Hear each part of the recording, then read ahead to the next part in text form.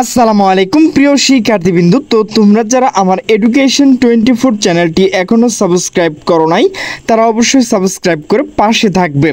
তো তোমরা যারা জগন্নাথ বিশ্ববিদ্যালয় অর্থাৎ জবির তৃতীয় মেধা তালিকার শিক্ষার্থী রয়েছে, তো তোমাদের কিন্তু তৃতীয় মেধা তালিকা প্রকাশ করা হয়েছে। তো তোমাদের যে ভর্তি কত ফি লাগবে A to Z আলোচনা করব। তো ভিডিওটি স্কিপ না করে সম্পূর্ণ দেখতে থাকো। তো নোটিশটি মূলত প্রকাশ করা হয়েছে দ্য ডেইলি ক্যাম্পাস।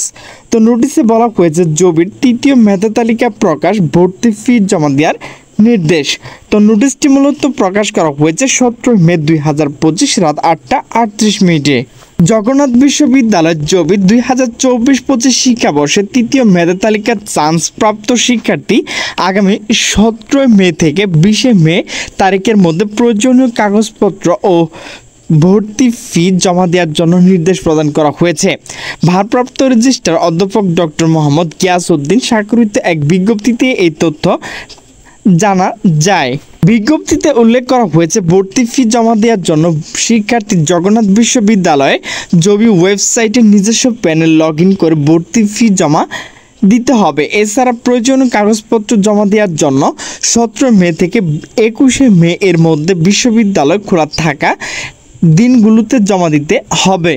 বিজ্ঞপ্তিতে আরও উল্লেখ করা হয়েছে বিজ্ঞপ্তি অনুষদ ও লাইফ সায়েন্স অনুষদভুক্ত বিভাগগুলোর জন্য 12,430 টাকা জমা দিতে হবে। বিজনেস অনুষদভুক্ত বিভাগগুলোর জন্য 10,430 টাকা জমা দিতে হবে। কলা, সামাজিক বিজ্ঞান, আইন এবং ইনস্টিটিউটসমূহের জন্য ফিল্ম আর টেলিভিশন, সঙ্গীত ও নাট্যকলা বিভাগ ব্যতীত 10,430 টাকা জমা দিতে হবে।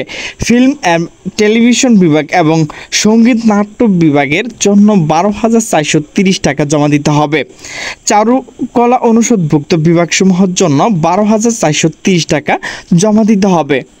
এছাড়া উল্লেখ করা হয় সংশ্লিষ্ট ডিন অফিসে এসএসসি ও এইচএসসি পরীক্ষা মূল নম্বরপত্র, ভর্তি পরীক্ষা অ্যাডমিট কার্ড, অনলাইন হতে প্রিন্টকৃত ভর্তি ফর্ম এবং 2 কপি সদ্য তোলা পাসপোর্ট সাইজ রঙিন ছবি জমা দিতে হবে। তো প্রিয় শিক্ষার্থীবৃন্দ, তোমরা যারা তৃতীয় মেধা তালিকার চান্স পেয়েছো এবং ভর্তির যে ফি, তো সেই বিষয়ে কিন্তু বিস্তারিত আলোচনা করেছি। তো প্রিয় শিক্ষার্থীবৃন্দ, আমার ভিডিওটি যদি ভালো লাগে তাহলে অবশ্যই লাইক কমেন্ট শেয়ার করবে। তো সকলে সুস্থ থাকবে, ভালো থাকবে। আল্লাহ হাফেজ।